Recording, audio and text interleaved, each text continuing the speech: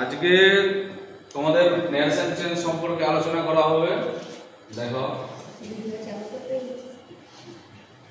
N A double R A T I Y nation change C H A G E.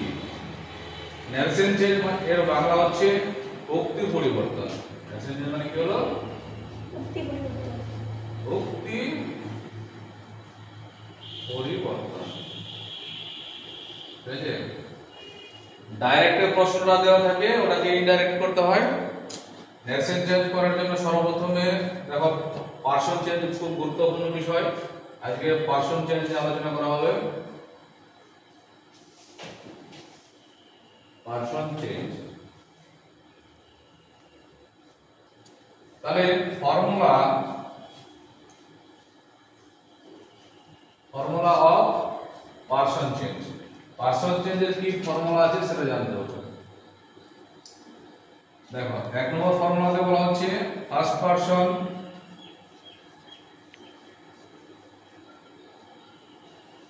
Change into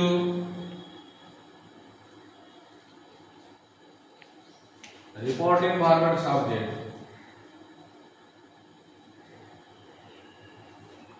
reporting ভার্বের subject এক নম্বর formula হলো। 2 নম্বর second person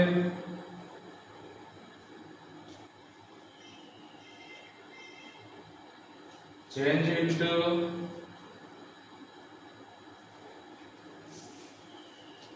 reporting ভার্বের object.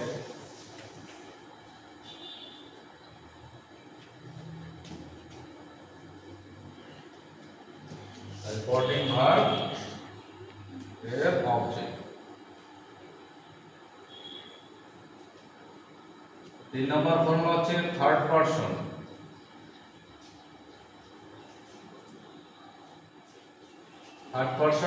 No change. এখানে formula কটা লেখা হলো? 3টা। তাহলে প্রথমে কি বলছে? First person change into reporting ভার্বের subject, second person change into reporting ভার্বের object, third person no change. এখন চিহ্নিত করতে হবে ফার্স্ট পারসন কিভাবে চেনা যাবে। যদি আমি বুঝাই তাহলে কি হবে? ফার্স্ট পারসন হবে। আমি বুঝালে কি হবে? ফার্স্ট পারসন হবে। যেমন যদি বলা হয় আই মানে কি হলো? আমি। এখন যদি বলি উই মানে কি? আমরা। যদি বলা হয় যে উই আর স্টুডেন্ট, আমরা হয় ছাত্র ছাত্রী, তাহলে এর মধ্যে আমি আছি কিনা? আছি। তাহলে ওইটাও কি হলো? এখানে বহুবচন হিসাবে এটা কি হবে? ফার্স্ট পারসন হলো। তুমি বুঝালে কি হবে? Second person. ঠিক আছে, তুমি বুঝালে সেকেন্ড পারসন। যেমন ইউ মানে কি? তুমি। তাহলে এর মধ্যে আমি আছে কি? না। বলে ইউটা কি হলো? Second person. আবার ইয়োর তোমার, এর মধ্যে আমি আছে কি? না। তাহলে এটা কি হলো? Second person. থার্ড পারসন আমিও থাকবে না আর তুমিও থাকবে না। আমি তুমি বাদ দিয়ে বাকি যেটা থাকবে সেটা কোন পারসন হবে? Third person. যেমন যদি বলা হয় যে হি মানে কি? সে। হি মানে সে। এর মধ্যে আমি তুমি আছে? না। যদি বলা হয় যে দিয়ার মানে কি? তাহাদের। দিয়ার মানে তাহাদের। তাহলে এখানে আমি তুমি আছে কিছু? না, কিছু না। তাহলে আমি তুমি বাদ দিয়ে, ঠিক আছে, কি হয়? থার্ড পারসন হয়। তাহলে পারসন হলো কয় প্রকার? 3 প্রকার। First person, second person and third person. তাহলে এই যে ফর্মুলাটা লেখা হলো এখানে, এই ফর্মুলাটা প্রত্যেককে কিন্তু মুখস্থ করতে হবে। বুঝা গেল? মুখস্থ না করলে পরে হবে না। এখন দেখো একটা एग्जांपल দিচ্ছি এখানে আমি।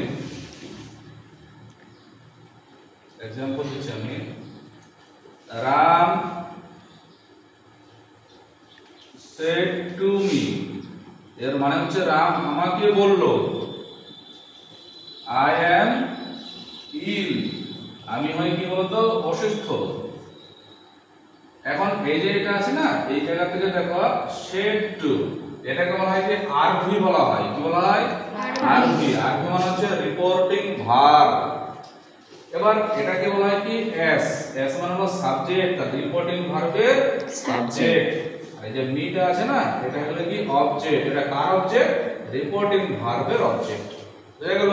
এবার এই যে এখানে inverted comma double inverted comma আছে পুরোটা, একে বলা হয় কি আরএস। কি বলা হয়? আরএস। আরএস। আরএস এর ফুল ফর্ম হচ্ছে কি রিপোর্টেড স্পিচ অথবা রিপোর্টিং স্পিচ। এবং দেখো এখানে রিপোর্টিং যেটা স্পিচ আছে বা রিপোর্টিং স্পিচ এর সাবজেক্ট কি আছে বলো তো? আই। তাহলে এটাকে কিভাবে চেঞ্জ করব এই সূত্র অনুসারে? দেখো আইটা ফার্স্ট পারসন, তো first person change into reporting ভার্বের কি হলো সাবজেক্ট। আয়ের সঙ্গে কি আছে? রামের এখানে কি আছে? সম্পর্ক আছে, লিঙ্ক আছে। এখন এর যদি আমি অ্যানসার করি তাহলে কি পাবো?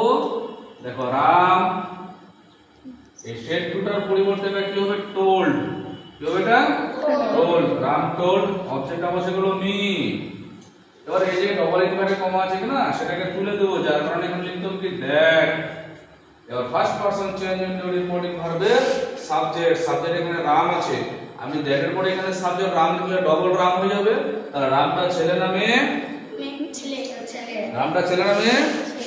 ছেলে। ছেলের প্রনাউন হয়ে গেল হি, বলে এখানে বসাবো কি হি। এবার এটা দেখো রিপোর্ট ভার্বটা কি আছে? পাস্ট টেন্সে আছে, সেড টু আছে। এবার এমটা আছে কি প্রেজেন্ট টেন্সে আছে, এই এমটাকে চেঞ্জ করে করতে হবে কি ওয়াচ। কি করতে হবে? ওয়াচ। ওয়াচ। এবার ইমটা আছে না, এটাকে বসে দিতে হবে। এইভাবে কি করতে হবে? এই যে ফর্মুলাটা দিলাম সেই ফর্মুলা অনুসারে এবারে পার্সন চেঞ্জটা করতে হবে। আশা করি বোঝা যাচ্ছে সবার তো? হ্যাঁ স্যার। ওকে।